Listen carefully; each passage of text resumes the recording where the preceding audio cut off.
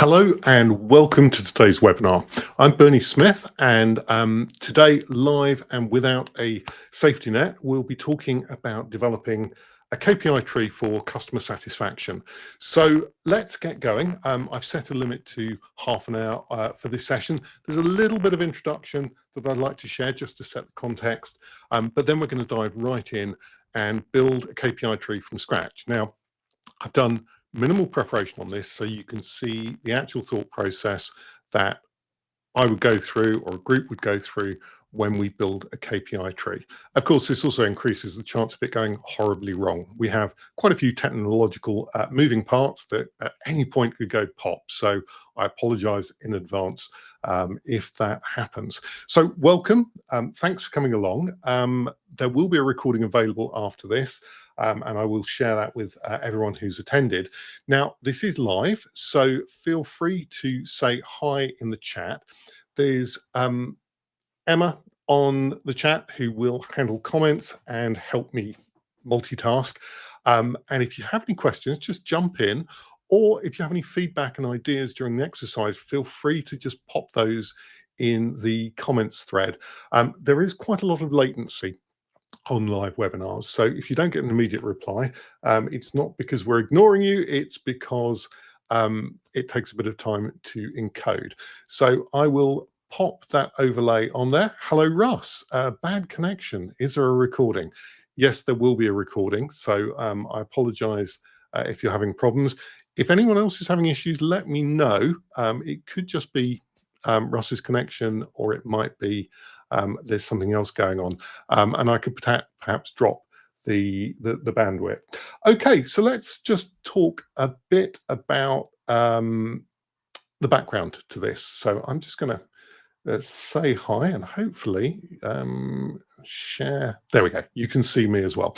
So I'm just going to briefly introduce what we're doing today and set the scene. So the plan is we're going to build a customer satisfaction tree live. We've only got half an hour, so we may not get to the end of it, but we'll certainly have a good go at it.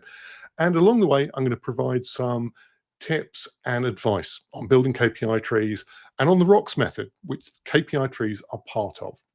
Now, I'd advise sticking around until the end because I'm going to give you one link, which will give you access to loads of free material. So hang around to the end and I'll give you that link, and you'll also get a tidied up copy. Hi, Tim. Hello in Canada. You'll also get a tidied up copy of this KPI tree if you would like it. Now, it's going to take me a day or two to clean it up because it's a live document, but if you sign up for it, you'll get that in your inbox probably on Friday. Oh, and the other thing worth mentioning is we run a KPI Black Belt program, and we've got a cohort coming up in September. Very limited places. However, I'm offering a special discount to anyone on this webinar, which is better than the early bird that you would get anywhere else. Okay, so very briefly, I'm Bernie Smith. I'm founder of Made to Measure KPIs. We're just coming up to our 20th anniversary at Made to Measure KPIs. It all started with KPI checklists, my first book in which I developed KPI trees and the 7-step method you can learn about today. It's available in Spanish and German as well. So thank you, Pere Vericat, and also Raphael Kemp for translating those. Okay, so that's me. I'm not going to talk any more about that. There are 21 books out there. You can check out any of those using the link that I'll share in a moment. We are going to talk about a particular part of the results-orientated KPI system, the ROCKS method. Now, the ROCKS method is a 7-step process that I developed based on what works. So many years in consulting, many years in improvement, I figured out by painful trial and error what works, what doesn't, and came up with a 7-step method that's described in the book that I've just showed you. Terrible name, ROCKS. So results-orientated KPI system. So we shorten that to the ROCKS method, results-orientated KPI system. It's used by lots of different companies. As I said, we've been going 20 years now, and you'll recognize some of the names on there. Worked across software, banking, investment, supermarkets, universities, media groups. The method we're going to talk about works in any environment. So it's not just tied to one situation in particular. Okay, so this is what the method looks like.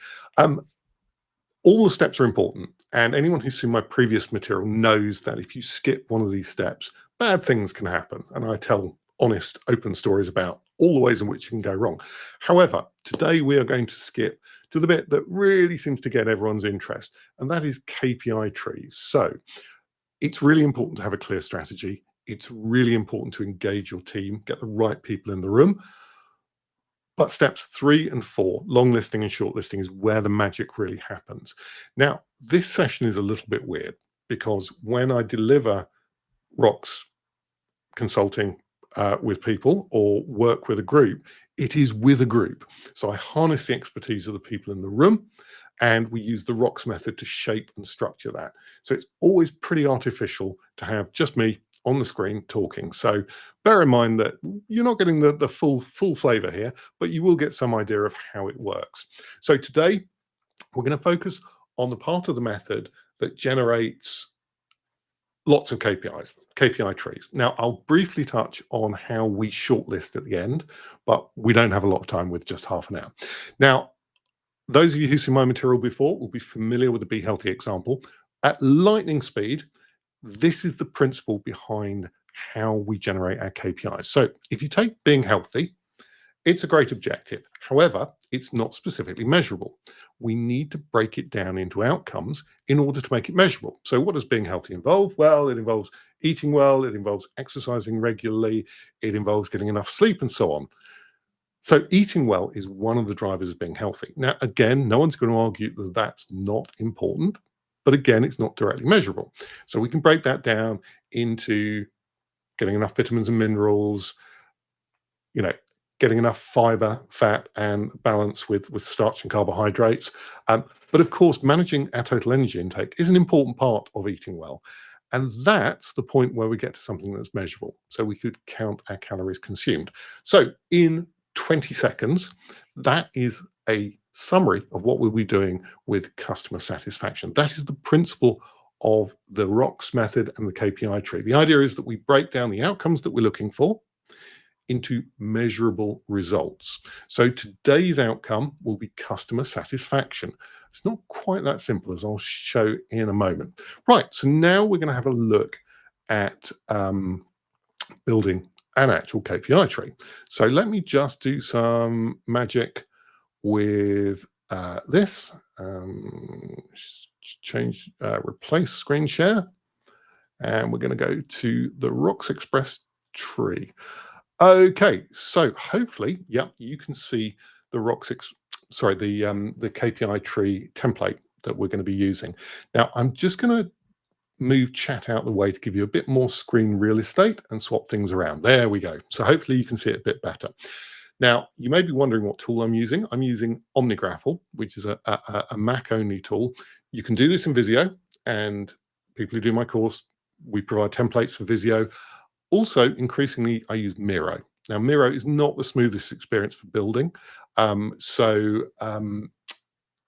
going to do it in OmniGraffle because it's quick and it produces very polished KPI trees. Of course, the beauty of Miro is you can work collaboratively over the internet, so you can have a group that's scattered around the globe, as they often are, and work together on it. So what we've done here, and I'm going to make this full screen just so you can see it. Oops, no, let me just share, replace. There we go. No, it's not. Let's just try. There we go. Okay, so for large KPI trees, what we generally do is come up with 6 or 7 fundamental strategic outcomes that most organizations are looking for.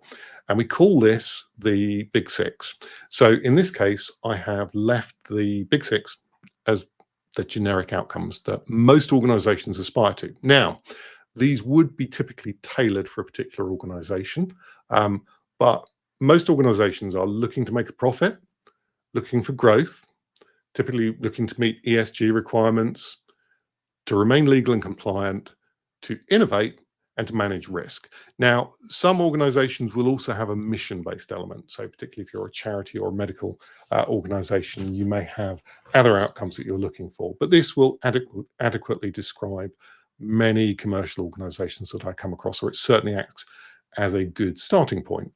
Now, we're going to focus in just on customer satisfaction. Customer satisfaction, the KPIs will depend on context. So customer satisfaction for an airline might be different for customer satisfaction for a software company, might be different for customer satisfaction for a school. So I'm going to set the context here. I'm going to talk about vehicle purchase and ownership. Now, the reason I'm going to talk about it with that context is many of us have gotten experience of buying and owning a vehicle. And even if you haven't, you may have bought a bicycle or something similar. It's a capital purchase. It's something that is strongly influenced by reputation and brand. It's something that has a service element, ongoing maintenance, and is often a recurrent purchase as well. So we're going to think about it in those terms. And we're going to build a KPI tree live without a safety net for that. Now, if you have some ideas as you go through, as I go through, feel free to pop them in the chat. I can't guarantee I will see them because I'm concentrating quite hard when I build a tree. So let's think about the outcomes that we're looking for. So I've taken the liberty of putting our customers are satisfied as one of the outcomes that we're looking for. Now, what does that influence? Well, that influences profit and cash flow for sure. It also has quite a profound impact on growth. So we're going to add a branch on there, which talks about growth as well. Now, you may wonder what these funny little circles are. They're called nodes. And I learned over years of building KPI trees, they are the secret to avoiding messy KPI trees. So if you notice, the connections follow the nodes. So happy customers help us run a profitable business. It also helps us grow our business. Now, there are other elements, perhaps around risk. So if you're in financial services, having happy customers may also reduce your risk profile with the regulators. But in this case, we're talking about vehicle purchase and ownership. Now, we are interested in having happy customers, but most organizations are not run as philanthropic concerns. Why do we want satisfied customers? Well, let's think about what satisfied customers actually do. And typically, they will do a couple of things. They will tell their friends, tell other people, leave reviews, and they will purchase from us again. So let's put those in as explicit outcomes that we're looking for. So the outcome that we're looking for along with satisfied customers is our customers tell other people when they are satisfied. There we go. That's the first hurdle of the techno anxiety I've got for this session. The speech recognition is working. Okay, now that will have an impact on profit, but it's also going to have an impact on growth, because if we've got raving fans, then they will go off and they will tell other people what's going on. Now, there is a dark side to that. Not everyone's going to be happy. So if we want to build a successful customer service and customer satisfaction process, we also need our customers to tell us when they're not happy. So let's add that in. Our customers tell us when they're not happy. Okay, so that's the flip side. Now, those of you who've seen KPI trees before will know that there's often cross-linking on these trees. It's a system. It's incredibly rare for just one thing to exist in isolation. So we're going to dig into complaints in a moment, and also reviews and feedback. Okay, but let's think about it. So we're saying our customers are satisfied. They tell others when they're satisfied. And I think finally, we also want our customers to buy from us repeatedly. So I'm going to add that. Let's put that slightly more elegantly. Say, our customers keep on coming back to us. Okay, and that's in a commercial sense. So let's just add that into the tree as well. That's going to affect profit, and that is going to affect growth as well. Okay, so we've got our 4 fundamental pillars here that we're then going to break down a bit further. So if you remember in the Be Healthy example, we talked about eating well, sleeping well, and so on. Well, this is one of those high-level branches that we're going to start to explore a bit more. So the way we phrase a KPI tree is something called future fact. Now, I didn't come up with that term. That was actually a lady called Stacey Barr who came up with that term, but it's a very neat way of expressing how things should be. So we talk about them as though they've already happened. And if you use that style or method of expression, then it helps the rest of the tree flow. So let's think about our customers are satisfied. Okay, so the obvious thing, and probably the thing that most of us will reach for initially, is customer gives us honest feedback. Okay, and in there we might have customer feedback survey score. We might also have customer complaints. Okay, so we're at the KPI level, so we need to think about what does that actually mean? Well, it's actually a count in this case. Now, this is where it gets interesting. So notice how I've linked the customer complaints across to both our customers are satisfied and our customers tell us when they're not happy, because obviously complaints are an expression of not being happy. Now, for customer complaints, you can just do count. However, that is risky. I've worked in financial services complaints departments, and you might have one complaint, which is, you missed off doctor on my name, which might upset a customer a bit, but it's not catastrophic. You might have another customer saying, you lost my life savings. So what I suggest with complaints is that you actually triage them into severity. So I would suggest count by severity. And you need to put some effort into thinking about, okay, what's a moderate complaint, severe complaint, and trivial complaint. Now, arguably, we want no complaints at all, but we also want to maintain a sense of perspective. So customers give us honest feedback. So customer feedback score, customer complaints.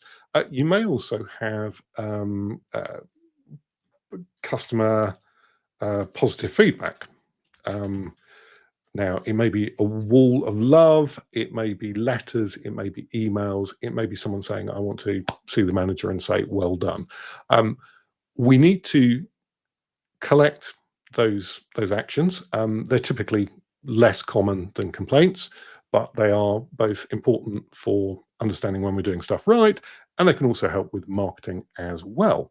So what I'm going to do is I'm going to jump around the tree a little bit, because this is all fairly obvious, I think, the honest feedback side, and a lot of customer service satisfaction measurement focuses on overt measurement. So on a scale of 10 to 0, how happy are you with this transaction? Sometimes it's much more interesting to watch or look at what people do. So if I'm a happy customer, there are certain things I do, and if I'm an unhappy customer, there's certain things I will also do. So let's dig into those in a little more detail. So I've got to just clone this so that we've got some extra branches. Now, if I'm happy, if I have a vehicle and I love it and I get great service, then I will keep on coming back. And this is why automotive manufacturers try so hard, because repeat customers are gold dust, really.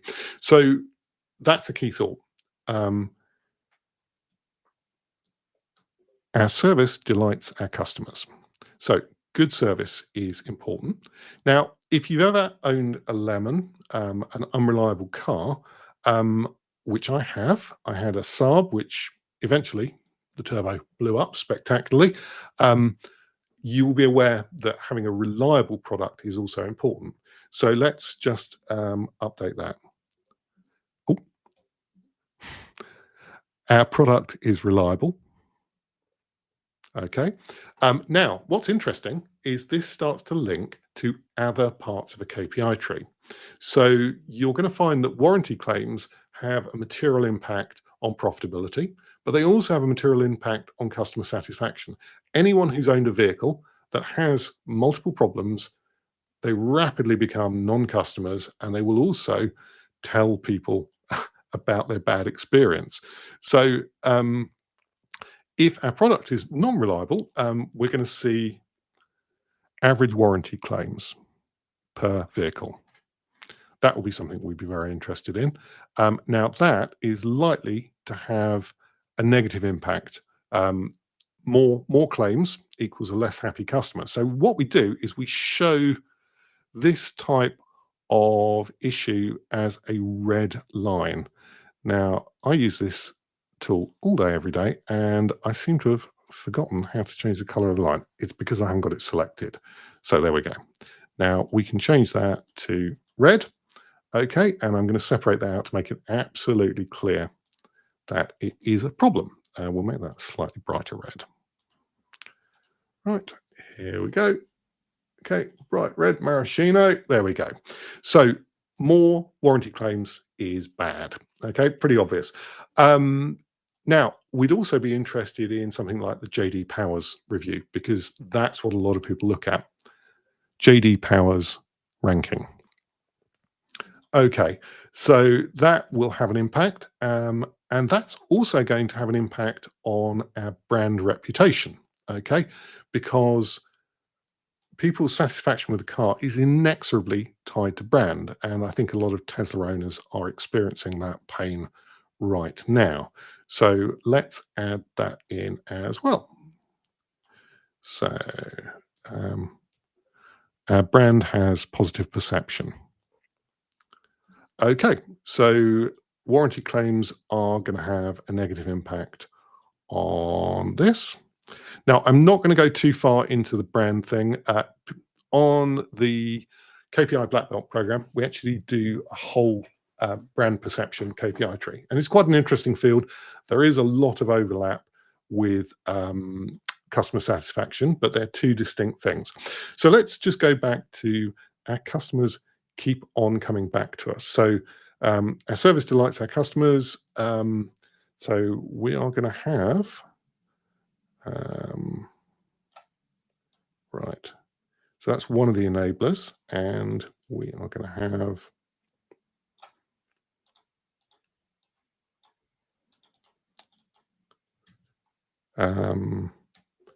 customers stay loyal to our brand. Okay, and then we're going to have something like value of sales as repeat purchases. And our service delights our customer, so that might be post-interaction feedback score. And we might have post-service complaints. And for example, if it's service and you're entitled to go to another dealer as part of the warranty, you might have service customers lost to competitors.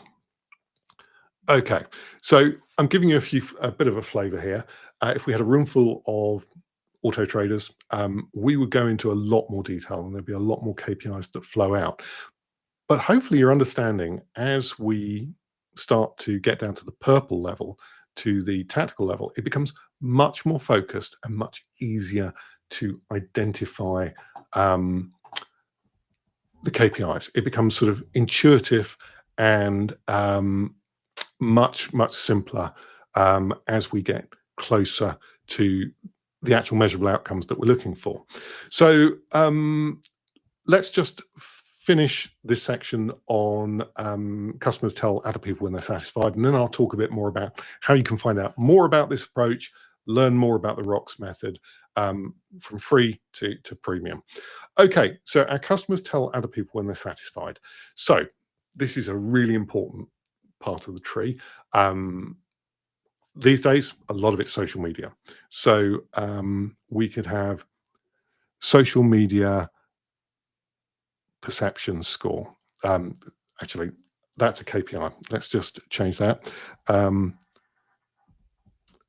Our social media feedback is net positive. Okay, so people are saying more good things about us than bad things, and we'll just prepare this. Okay, we might also be interested in things like Trustpilot. So we could say managed feedback sites show a positive score. Now, what we mean by that would perhaps be, we rank better than our competitors. We need to think about exactly what we mean. Sorry, just getting a little bit of a pickle here. Let me just tidy this up and clone that. Okay, so I'm going to say we rank well on managed feedback sites. There we go. Okay, so that might be Trustpilot net score. It might be Yelp score. And then we might have media listening on Facebook. So social media listening score. And there are services where you can look at net positive, net negative, and so on.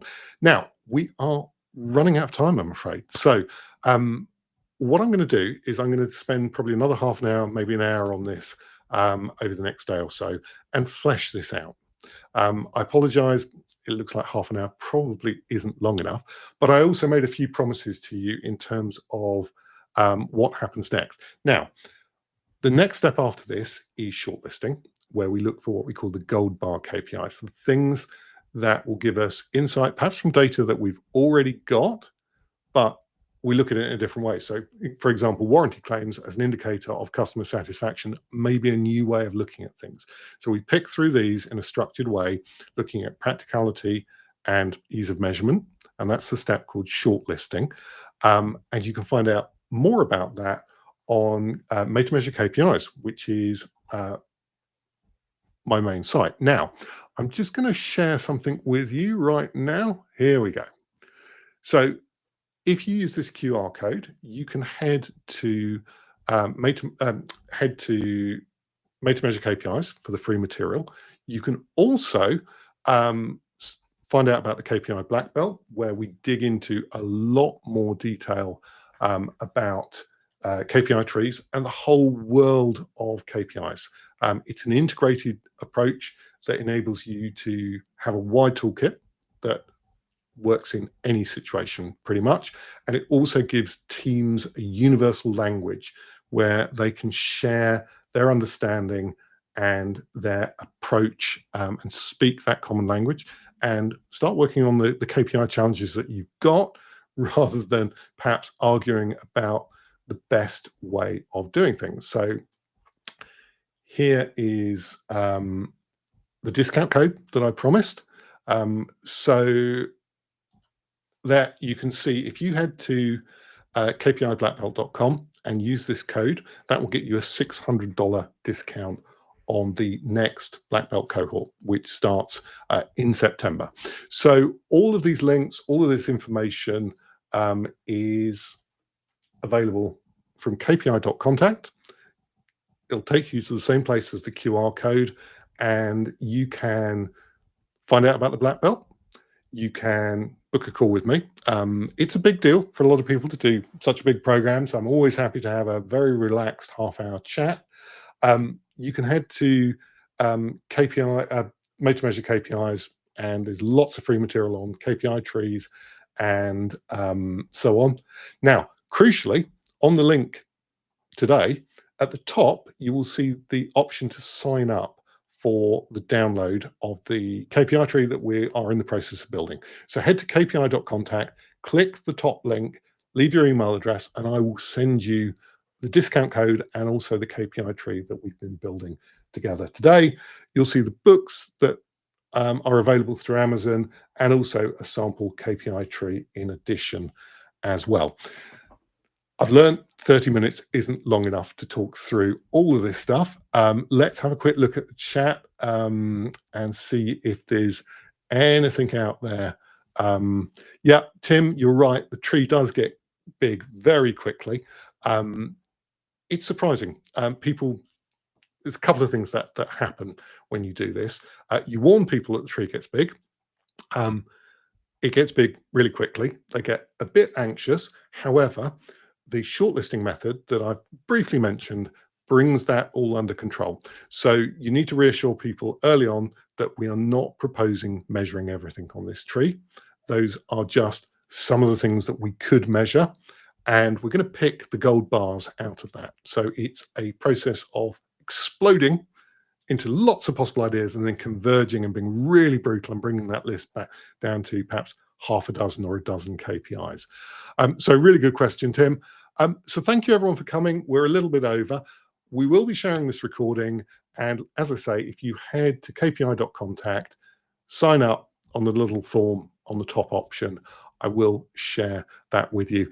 And if any of you want to go deep on the black belt, it is a fantastic chance to really practice the skills that I've started sharing with you here today. Practical exercises, self-paced learning, group tutorials, lots of fun. I know it doesn't sound like something that you'd associate with KPIs, but one of my students came out with a priceless quote at the end of the last cohort. They said they're going to miss the sessions, which I thought was just the best thing that you could ask for as a coach and mentor. So thank you everyone for coming along today. If you've got any questions, you've got my contact details there. Connect on LinkedIn if you're not already connected, and feel free to set up a half-hour, 15-minute phone call using the link there. I'm always delighted to talk with people. So thanks everyone. Have a great day.